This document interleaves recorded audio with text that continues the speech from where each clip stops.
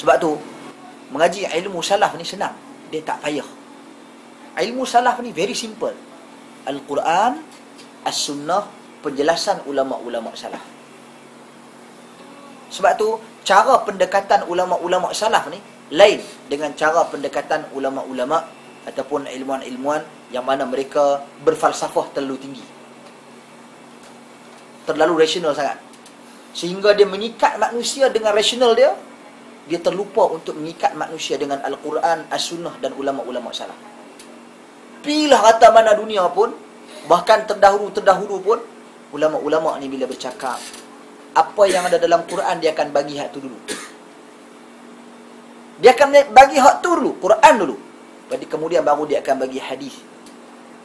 Kemudian baru dia bagi perkataan ulama-ulama salaf. Kemudian baru dia bagi perkataan dia, yang merupakan kata sokongan langsung, bersetuju terus kepada Al-Quran dan As-Sunnah.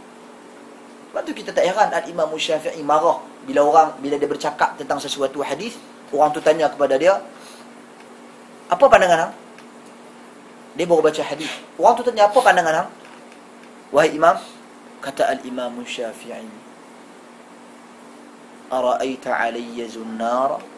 Awak hang tengok atas aku ni ada zunnar ke? Ada salib ke? Ada kan kalau rahib Yahudi rabai tu dia ada macam ekor ke? Ekor hak pintai. Apa dia panggil tu? Dia tanda tocang rabai tu kan? Dia ada. Kalau Yahudi punya ni dia akan ada. Dia pakai topi dia tu dengan janggut dia, lepas tu dia akan ada tocang dia tu. Okey. Kata Imam Syafi'i, nampak aku pakai tocang tu ke? Dia pasal apa? Aku tanya.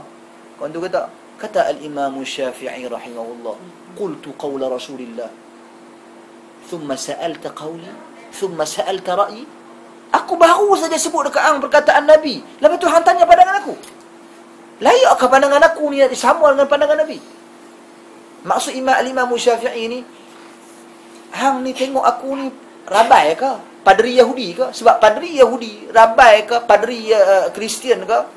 Mereka menghalalkan apa yang Allah haramkan, mengharamkan apa yang Allah halalkan. Hukum itu, syariat itu berada di tangan mereka. Sedangkan kita Islam, syariat bukan berada di tangan kita. Syariat berada di sisi Allah Subhanahu wa taala. Allah turunkan kepada Nabi sallallahu alaihi wasallam. Jadi bila aku dah sebut perkataan Nabi, tak payah sebut dah pandangan aku, memadai dengan perkataan Nabi sallallahu alaihi wasallam. Subhanallah. Ini sikap imam terdahulu. Kita nak dengar apa pandangan ustaz tu. Kita nak dengar apa rasional yang ustaz tu nak bagi. Kita nak dengar apa idea ustaz. Tuan-tuan dan puan sekalian, kami ni tolong cerita aja. Sebab tu bahaya kasus-kasus yang berlaku apabila anak-anak murid ini terikat dengan ustaz dia. Bila terikat dengan ustaz dia, dia kira ustaz tu. Dia tak kira dah apa yang ustaz cakap dekat lagu mana ke. Yang penting ustaz tu. Ustaz tu kata, kau aku tak mau tahu apa ni, aku nak apa dia ustaz kata.